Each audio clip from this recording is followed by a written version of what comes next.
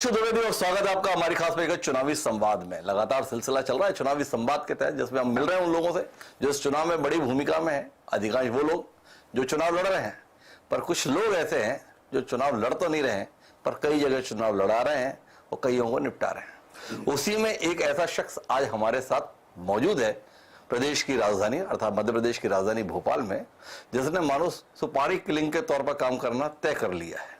सुपारी उन्होंने कांग्रेस की ली हुई है।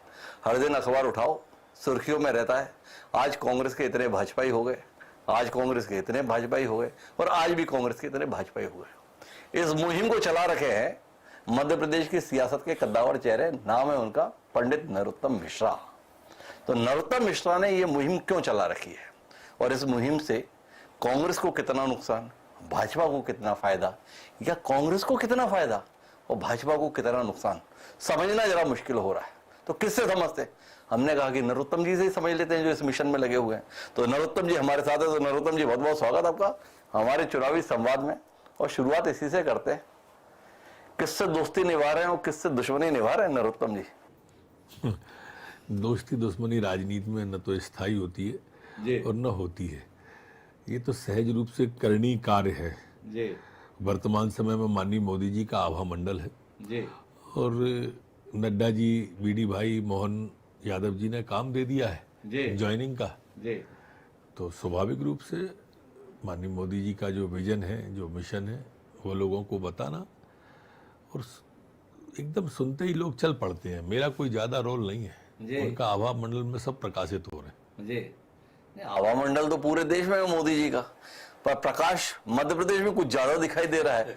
तो थोड़ा इस पर रोशनी दो कि क्या ऐसा लेंस लगाया जिसके चलते प्रकाश यहीं पे ज्यादा दिख रहा है? नहीं, ऐसा नहीं है। संपर्क, संबंध, संवाद जब निरंतर बना रहता है जी, तो मार्ग जल्दी निकल आता है जी और दूर तक दिखता रहता है जी। लगभग मेरे पे 18 साल संसदीय कार्य विभाग रहा है जी। तो उन 18 साल में संसदीय कार्य विभाग होने से सबसे संपर्क और संबंध और संवाद अच्छा है जी। बात पहुंचाने में सहूलियत हुई, उसका लाभ मिला, पार्टी ने जिम्मेदारी दी, मैंने कोशिश की खरा उतरने की। पर भाई जिन लाखों की संख्या में नरोत्तम मिश्रा जी और भारतीय जनता पार्टी बताती है कि इतने लाख कार्यकर्ता अब भाजपा ही हो गए कांग्रेस के, तो कांग्रेसी कह रहे हैं कि हमें तो काम करते हुए इतने लाखों कार्यकर्ता ना दिखे जितने भाजपा में इस समय पे आपने शामिल होने के दावे कर दिए। तो ये कांग्रेसी कार्यकर्ता खोज के कहां लाए? देखिए, जब विकेंद्रीकृत व्यवस्था से आप चलेंगे तो ऐसे ही होगा जी। हमने ज्वाइनिंग बूथ पे रखी थी जी। अब हमारे यहाँ पर 64,000 बूथ पे अगर हमने 2 ही कार्यकर्ता ज्वाइन कर लिए जी, तो वो लाखों में हो गए जी। तो ये बूथ का कार्यक्रम था हमारा और इस बूथ के कार्यक्रम को बहुत ताकत के साथ कार्यकर्ता ने अंजाम दिया, स्थानीय स्तर के हमारे नेताओं ने किया। और उसका कारण था फिर बड़े बड़े नेता, पूर्व केंद्रीय मंत्री, पूर्व राज्यों के मंत्री, वर्तमान विधायक, पूर्व विधायक, वर्तमान महापौर, पूर्व महापौर, वर्तमान नगर पालिका अध्यक्ष, पूर्व नगर पालिका अध्यक्ष, वर्तमान जिला पंचायत अध्यक्ष, पूर्व जिला पंचायत अध्यक्ष, वर्तमान जनपद अध्यक्ष, पूर्व जनपद अध्यक्ष, एक लंबी श्रृंखला है पंच सरपंच तक की जी। तो जब ये इसको जोड़ते हैं, हमने तो सारा रिकॉर्ड ही पेश कर दिया जी जनता के सामने कि ये रखे हैं, सबके नाम है और नंबर है, आप चेक कर लो जी। और अपनी उस पर अपलोड कर दिया कि मान लो हमसे कोई आपको दिक्कत है, साइड खोलो और पढ़ लो, और इसमें लगता है आपको कि ये गलत नाम है तो सीधा फोन लगाओ। तो भाई मतलब जब अपन देखते थे ना सार्वजनिक जीवन में, तो कई बार बिल्डर जो है वो आवास मेला चलाते थे कि भाई फ्लैट बिक नहीं रहे हैं, मकान बिक नहीं रहे, तो आवास मेला चला के निकाले। तो जानना ही है नरोत्तम मिश्रा जी से कि भाजपा में कितने फ्लैट या मकान या दुकान खाली हैं जो इस कदर अभियान चलाए हुए, मतलब कमी किस बात की थी जिसके चलते नरोत्तम मिश्रा जी को ऐसा अभियान चलाना पड़ रहा है, भाजपा को ऐसा अभियान चलाना पड़ रहा है? नहीं, कमी नहीं। देखिए, जो माननीय प्रधानमंत्री जी ने लक्ष्य दिया वो 370 का था हर बूथ पर जी। जब और 370 से उन्होंने ऐसा नहीं लक्ष्य दिया, उन्होंने कारण भी बताया कि इससे हमारा भावनात्मक लगाव है, क्योंकि हमारे मुखर्जी जी बलिदान हुए थे धारा 370 के आंदोलन पे और उनको श्रद्धांजलि देना है हर बूथ पे 370 वोट बढ़ा के। अब हर बूथ पर अगर 370 वोट बढ़ाना है तो कार्य को नीचे तक ले जाना ही पड़ेगा। अगर उस पर खरे उतरना माननीय प्रधानमंत्री जी के लक्ष्य पे, और इसके लिए ज्वाइन करना पड़ेगा। इसलिए गुंजाइश है, अभी बहुत गुंजाइश है 370 बढ़ाने के लिए, अभी और भी गुंजाइश है, ये चलता रहेगा। 370 वोट की खातिर अपने कार्यकर्ताओं को संकट में क्यों डाल रहे हैं नरोत्तम जी? नरोत्तम जी इतने मजे हुए संगठन के व्यक्ति रहे, संगठन के कार्यकर्ताओं के सुख दुख के साथ ही नरोत्तम मिश्रा को जाना जाता है। अब नरोत्तम जी ये बताएं, थोड़ा बात पूरी हो जाए। नरोत्तम जी इतनी भी जल्दी क्या है, आप तो इत्मीनान से बैठे हैं, इतना कांग्रेस का काम लगा रहा है, हमारे साथ तो समय दीजिए। तो भाई थोड़ा सा ये बताओ नरोत्तम जी, जिन भाजपाइयों ने इन कांग्रेसियों के खिलाफ जिंदाबाद मुर्दाबाद किया, अपने स्थान पर इनके खिलाफ मोर्चा लिया, अब आप उन्हीं कांग्रेसियों को गमछे पहना कर उन्हीं के बगल में बिठा दे रहे हो। उस दर्द को, उस तकलीफ को, उस दुख को कार्यकर्ता की थोड़ा महसूस करवा रहे हैं नरोत्तम मिश्रा जी के? अनसुना कर दिया सब कुछ 370 के आगे। बिल्कुल अनसुना नहीं किया है, ये विचार भी नहीं है अनसुना करने का। स्वाभाविक रूप से जो भी कार्यकर्ता है, हम पहले जिले में मंडल स्तर तक संवाद करते हैं स्थानीय कार्यकर्ता से। एक भी ज्वाइनिंग आप ऐसी नहीं बता सकते जहां पर जिला स्तर पर संवाद नहीं हुआ। संवाद करने के बाद ही ज्वाइनिंग करते हैं। अजय विष्णु आपके मित्र ही है ना? हाँ है। पार्टी के वो अवस्थी जी किस को ज्वाइन करा लिए? इसका मतलब ये तो नहीं कि अजय विष्णु जी से संवाद नहीं हुआ, उनसे भी संवाद किया, इसीलिए तो सब कुछ ठीक है। लेकिन उनकी असहमति का सम्मान ना हो पाया। सहमति और असहमति की बात नहीं, जब तक नहीं था, संवाद हुआ तो ठीक है। बड़े नेता हैं वो, हमारे वरिष्ठ नेता हैं। पर नरोत्तम मिश्रा जी ये तो बताओ कि जिन कांग्रेसियों को आप देश के लिए समस्या बताते थे, भाई कांग्रेस किससे? कांग्रेसियों से। और जिन कांग्रेसियों ने देश का, प्रदेश का बेड़ा गर्क किया, उनको भाजपा में किस लिए लेकर आए हो? नहीं, न कमलनाथ आए न दिग्विजय सिंह आए। ये वैचारिक रूप से जो राष्ट्र के करीब आना है, जो राम के करीब अपने को मानते हैं, जो कांग्रेस में लगता है कि कांग्रेस एकदम ही विचारधारा सनातन के खिलाफ चली गई है, वो सब लोग हैं। अरे ये बड़ा महत्वपूर्ण आपने टिप्पणी कर दी, ना दिग्विजय आए ना कमलनाथ आए। ये कमलनाथ जी के साथ क्या किया आप लोग? बेड़ा गर्क तो उन्हीं ने किया है ना, बेड़ा गर्क वाला कोई नहीं आ रहा है। ये बताओ कमलनाथ जी के साथ आप लोगों ने किया क्या? हमने कहा वो किया।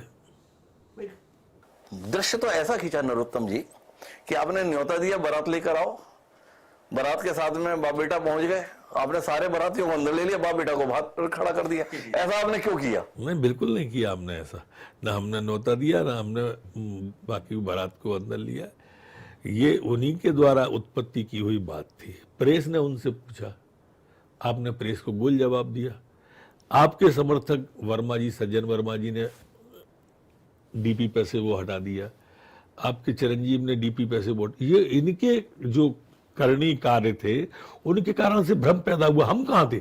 हमारा एक बयान बता दो आप, किसी भी नेता, किसी का भी। भाई आप तो हो जाने के बाद ही बयान देते हो ना, पहले कब दो, किसके संदर्भ में बयान दिए आप?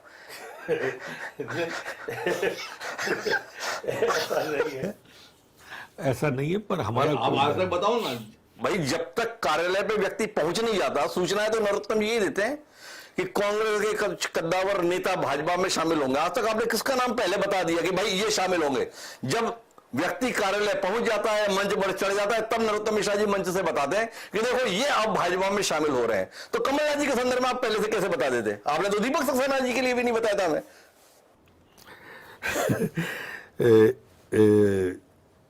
कमलनाथ जी के कारण से ही वो चीज भ्रम बनी। हम तो कहीं थे ही नहीं पिक्चर में।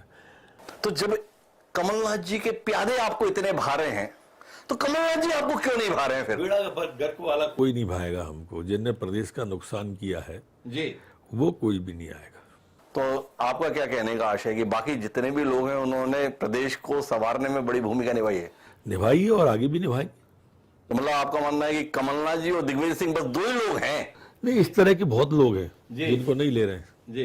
थोड़ा सूची पता चल जाए, कहीं कल को दिखाई दे तो हम बता दें तो सही है कि भाई नरोत्तम जी बता रहे थे इन्होंने बेड़ा गर्क किया। थोड़ा सूची स्पष्ट करेंगे नरोत्तम जी, किन किन का नाम आपने बेड़ा गर्क में शामिल कर रखा है? नहीं, अब ऐसी सूची न तो बोली जाती है, न बोलना चाहिए मुझे, लेकिन ये सच है कि इन लोगों ने, दिग्विजय सिंह जी ने बहुत नुकसान किया कमलनाथ जी ने प्रदेश का जी, बहुत ज्यादा।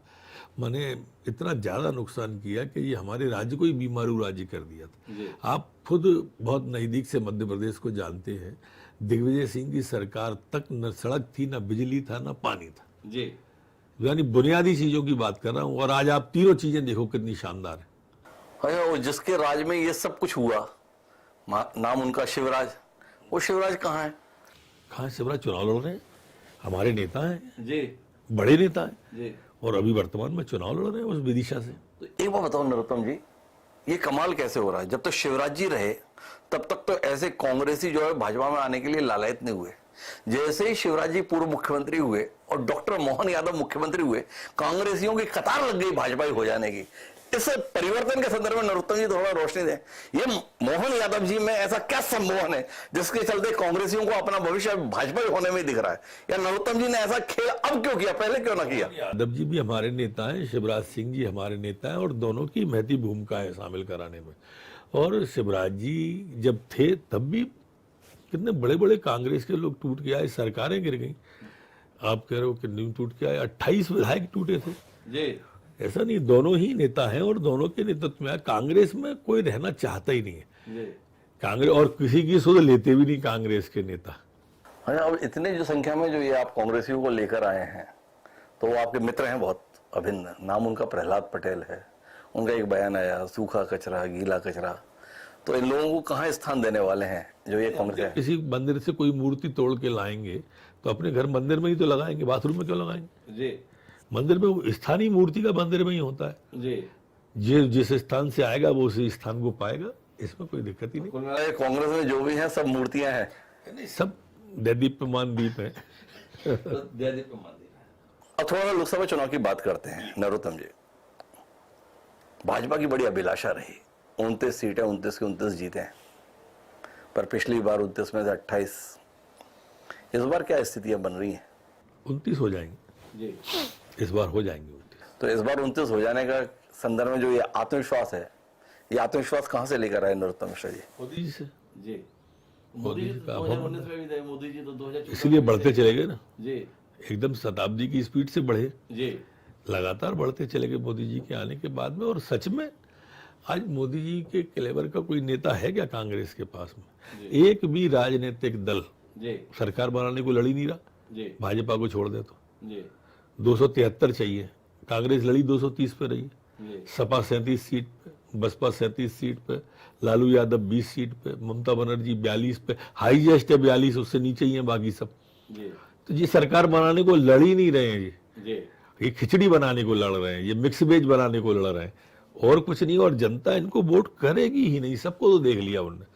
ये सब परिवारवाद के पोषक है, ए से लेके जेड तक। जितने भी ईडी गठबंधन के लोग हैं या तो सनातन विरोधी है या परिवारवाद के पोषक है। इनको जब अवसर मिला है, मुलायम सिंह जी को मिले तो, लालू को मिले तो, ममता को मिले तो, शरद पवार को मिले तो, शिवसेना को मिले तो, ये सब परिवार को बढ़ाएंगे, परिवार को पालेंगे, पोसेंगे और लहलहाएंगे। देश का नहीं कर सकते। विश्वास अखंड है तो मोदी पे है, मोदी जी ही देश को आगे ले जाएंगे। पर आप लोग तो दागियों के संदर्भ में बड़ा आक्रामक रहते थे, पर इस बार जिस तरीके से राज तिलक किया जा रहा है दागियों का, तो उससे बड़ा संदेह पैदा हो रहा है। जब आपको इतना भरोसा है जनता के संदर्भ में नरोत्तम जी, जब आपको भरोसा है मोदी जी के नेतृत्व पर, जब आपको भरोसा है अपनी नीति पर, जब आपको भरोसा है अपनी रीति पर, तो फिर क्यों इन दागदार चेहरों के संदर्भ में अभिनंदन करने को इतने लालायित हो? दागदार कह ही नहीं रहे आप, दागदार कह रहे हैं उनको, हम दागदार कह रहे हैं। अब अशोक चौहान के संदर्भ में देखो ना कितना सुर्खियों में है कि कांग्रेस कौन सा आदर्श प्रस्तुत कर रही है। विधवाओं के मकान खाने वाले अशोक चौहान को लोकसभा का प्रत्याशी बनाकर 2024 में देखे कि वो राज्यसभा के सम्मानित सदस्य हो गए भाजपा के, तो सवाल उठेगा ना। वो यही थी भोपाल, यहीं पर सभा हुई थी। नरोत्तम मिश्रा जी भी रहे होंगे जब बताया था कि एनसीपी नेचुरल करप्ट पार्टी, 70,000 घोटाले का आरोपी देवेंद्र फडणवीस बता रहे थे। माननीय पवार चक्की पीसिंग पीसिंग पीसिंग, आजकल वो करते हैं मीटिंग मीटिंग मीटिंग। क्या कहते हैं नरोत्तम जी? मैं आंशिक सहमत हूँ आपकी बात से, पूर्णतः सहमत नहीं हूँ। और इस तरह का आप एक भी उदाहरण, नरोत्तम जी की उदारता है कि वो कम से कम आंशिक सहमत तो है भाई, शाब्दिक अलग अलग है ना, उन शब्दों में से सारे शब्द का तो मैं वो नहीं करूंगा, लेकिन आप एक भी उदाहरण मध्य प्रदेश का ऐसा दे नहीं सकते हो जी। जितनी ज्वाइनिंग है हमने कराई है, ऐसी आप मध्य प्रदेश का कोई भी उदाहरण आप ऐसे नहीं दे। वापस ज्वाइनिंग पर आते हैं नरोत्तम जी, वो कौन सी कार्य पद्धति है? भाई कोशिशें तो भाजपा पहले भी करती है, कांग्रेस भी करती है, पर जैसी सफलता इस बार आपको मिलती दिख रही है वैसी सफलता हमने पहले कभी देखी नहीं। मंत्र कौन सा घुमा रहे हो, कौन सा ऐसा सपना दिखा रहे हो जिसके चलते लोग दौड़े आ रहे हैं। अब बस ये मत कह वो मोदी जी के कारण आ रहे हैं। मोदी जी पूरे देश में, हमने पहले भी कहा, अपना मंत्र बताओ कि जो चलाए हुए हो। सात्विक प्रेम अपने काम का आधार है जी मनी मोदी जी का आभा मंडल है ही, इसको हम नकार सकते ही नहीं है। जी। आप कितना भी दबाव डालिए वो नकारा नहीं जा सकता है। सच में लोग वर्तमान में, अब आप अंदाज करो ना कि वो एक व्हाट्सएप पे मैं पढ़ रहा था जी कि वो कांग्रेसी ने कहा मैं इसलिए चला गया कि मैं जब अपनी कॉलोनी में रहता था मैं कांग्रेस में था, पूरी कॉलोनी राम मंदिर के उद्घाटन में दीपक जला रही थी, उत्सव मना रही थी, मैं कांग्रेसी था घर पे बैठा। जी पूरे देश में जब ताली और थाली बज रही थी, कोरोना के लॉकडाउन में दिए जल रहे थे, मैं अपने घर पे बंद कमरा करके बैठा था। तो ऐसा लगता था कि कांग्रेस ही नहीं हूं, मैं समाज से कट गया हूं, जी और इसलिए फिर मैंने कांग्रेस छोड़ने का तय कर लिया। जी कम से कम समाज के साथ तो रहूंगा, सनातन के साथ तो रहूंगा। पर आप तो बता रहे हैं कि आप जो भी प्रयास कर रहे हैं उसमें सबकी सहमति भी ले रहे हैं। हाँ। तो ये करते कैसे हैं? मतलब इतनी बड़ी संख्या में, लाखों की संख्या में आप कांग्रेसियों की लिस्ट भी जारी कर देते हैं। ऐसी कोई बैठक होती है कि खबर भी नहीं आती है कि भाई ये नाम प्रस्तावित हैं, इसमें लोगों से बात की जा रही है और लोगों से अनुमोदन करा जा रहा है। थोड़ा प्रक्रिया समझाएं नरोत्तम जी हमें कि देखो हम इस सिस्टम से काम कर रहे हैं, इतने लोकतांत्रिक व्यवस्था से ये सारे भाजपा में आत्मसात किया जा रहा है। थोड़ा रोशनी तो देना।